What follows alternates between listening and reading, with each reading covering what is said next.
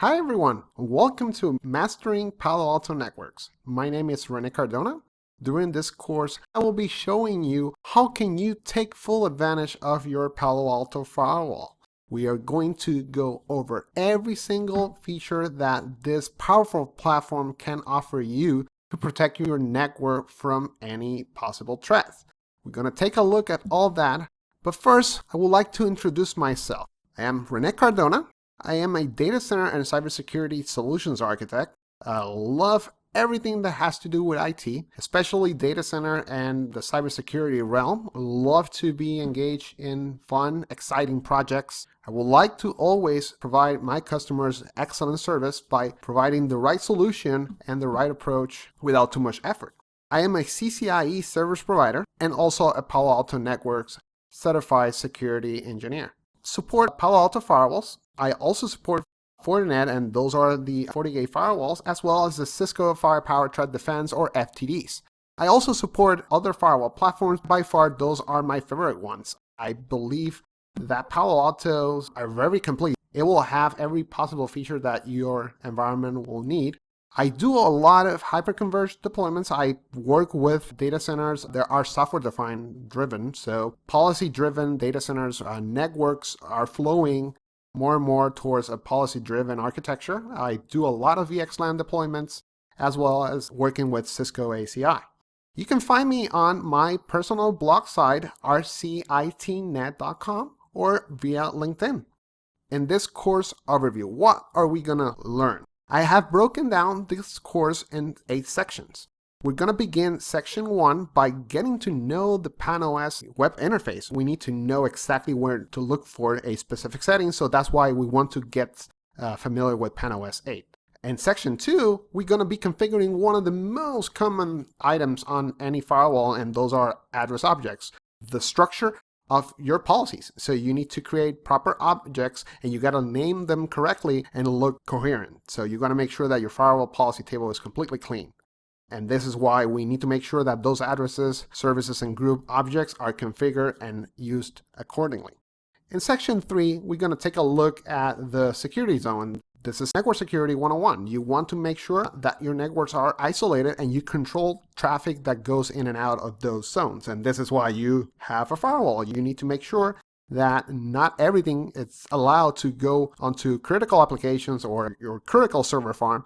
And this is why we implement a security zone. We also want to take a look at the Palo Alto interface types. We got plenty of interfaces that we can configure based on our needs. In section 4, we're going to take a look at the security policies, and this is the bread and butter of a firewall. We implement policies to restrict traffic, and we make sure that we're only allowing what is supposed to be talking between those firewall zones. We're also going to be taking a look at the routing context. So the routing context are those specific firewall sessions that are dedicated to route traffic, and this is where we enable dynamic routing protocols, static routes, etc. So we're going to take a look at that. And finally, we're going to work with NAT. So NAT, Network Address Translation, this is a very common type of setup that you need to be very familiar with, because in most firewalls, there's network address translation involved. Either you're going to the outside, you need to translate yourself using the public IP in order for you to reach an outside resource. So we're going to take a look at that. And then in section 5, we're going to take a look at those cool features that your Palo Alto firewall will provide you. We're going to take a look at next generation firewall features, such as antivirus, anti-spyware. We're going to take a look at DOS protection profiles. So denial of service, this is a very common type of attack, and we got to make sure that we know how to enable Palo Alto to protect us from that threat. In section 6, we're going to take a look at clustering, and we need to make sure that our Palo Alto environment is completely redundant. Need to make sure also that we're taking full advantage of the hardware that we acquire or the hardware that we're supporting by doing active-active clustering. We're going to take a look at that, as well as virtual system. And virtual system is a very powerful tool that we have available for us. So we basically can create virtual firewalls inside our physical appliance. So we're going to take a look at that as well. We're going to take a look at section 7.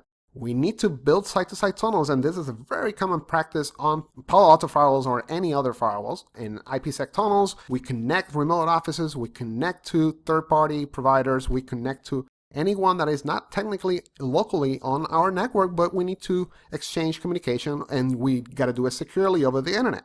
So we're going to take a look at how to configure IPsec VPN tunnels, and also we're going to be enabling Global Protect. With Global Protect, you provide remote access to your remote users. And finally, Section 8, day-to-day maintenance and management operations. So we're going to perform backups of that running config. We also are going to take a look at how do you upgrade your Palo Alto firewall from one PAN-OS version to another. So you know how the process exactly performs so you don't run into any issues in case you need to do a production upgrade.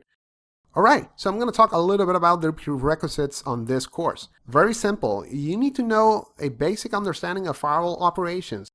Also, access control lists. I think this is also a very important topic that you need to at least know how the access control list or ACLs are structured. So you have your source, your destination, and the type of traffic, the service, and the actions, so allow or deny. Obviously, foundational network administration concepts. You need to know basic routing, and you must know how, broadcast domains work, what is an IPsec tunnel, etc. Ideally, but not required, it will be better to have a workstation with your favorite hypervisors, such as Hyper-V or a VMware workstation or VirtualBox, and run a virtual Palo Alto instance so you can also practice at the same time we're going over the course. So this will be super beneficial for you because I believe that there's no better way to test yourself than to practice. So it's very important for you to get on-hands experience with the Palo Alto platform. Or if you're lucky, like me, if you have EVE-NG, you can deploy a lot of scenarios. You can definitely deploy scenarios where we can do clustering, network simulator engine such as